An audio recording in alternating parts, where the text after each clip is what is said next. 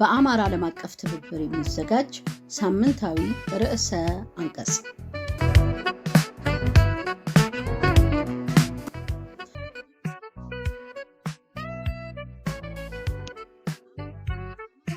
ሀገር አፍራሽ አጀንዳዎችን በምክክር ስም ህጋዊ ማድረግ ሊወገዝ የሚገባው ሴራ።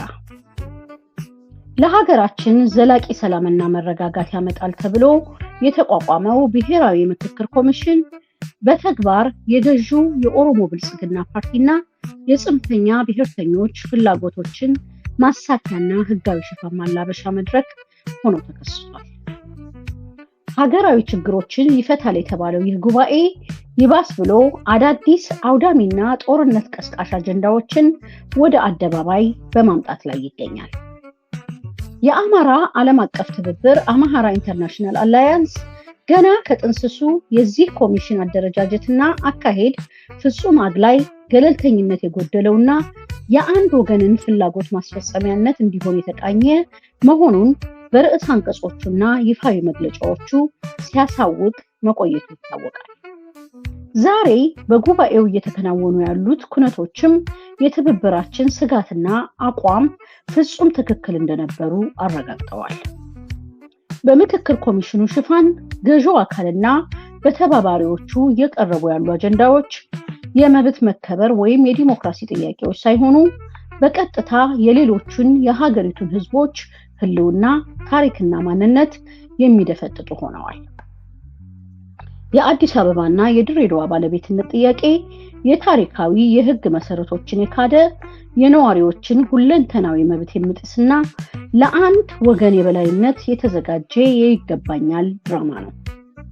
ሌላው የጋራ የሆኑ የሀገሪቱን ብሔራዊ ምልክቶች፣ ታሪክና የቋንቋ እሴቶች በመሸርሸር ለአንድ ወገን የበላይነት ፍላጎት ማስፈጸሚያ የማድረግ አዝማሚያ ውጤቱ ጥፋት እንጂ ሰላም አይደለም። እንግዲህ የኦሮሞ ብልጽግና እነዚህን አደገኛ ሀገር አፍራሽ ጥያቄዎች በምክክር ስም በማሳለፍ ድርጊቱን በህዝብ ተቀባይነት እንዳገኘና ህጋዊ እንደሆነ አድርጎ የማስመሰል አካሄድ ላይ ይገኛል። ይህ ይሉኝታ የለሽ አሰራር የሀገሪቱን ህልውና በቀጥታ አደጋ ላይ የሚጥል እጅግ አደገኛ ድርጊት ነው። ሀገራችን ኢትዮጵያ ከገባችበት ጥልቅ የፖለቲካና የደህንነት ቀውስ ልትወጣ የምትችለው ሁሉንም ባለድርሻ አካላት ያካተተ በነፃነት የሚመራና የየትኛውም ወገን ፍላጎት በተለይ ለማስፈጸም ያልተዋቀረ የምክክር ሂደት ሲኖር ብቻ ነው። የአንድን ቡድን የበላይነትና አግላይ አጀንዳ በህዝብ ላይ ለመጫን የሚደረግን ማንኛውንም ሴራ ውጤቱ አጠቃላይ ድቀት ነው። የጀመርነው የህልውና ትግል የሁሉንም ዜጎች እኩልነትና ፍትህ የሚረጋገጥባት ሀገር የመገንባት እንጂ የአንድ ወገን ፍላጎትና የበላይነት የማስፈን አይደለም።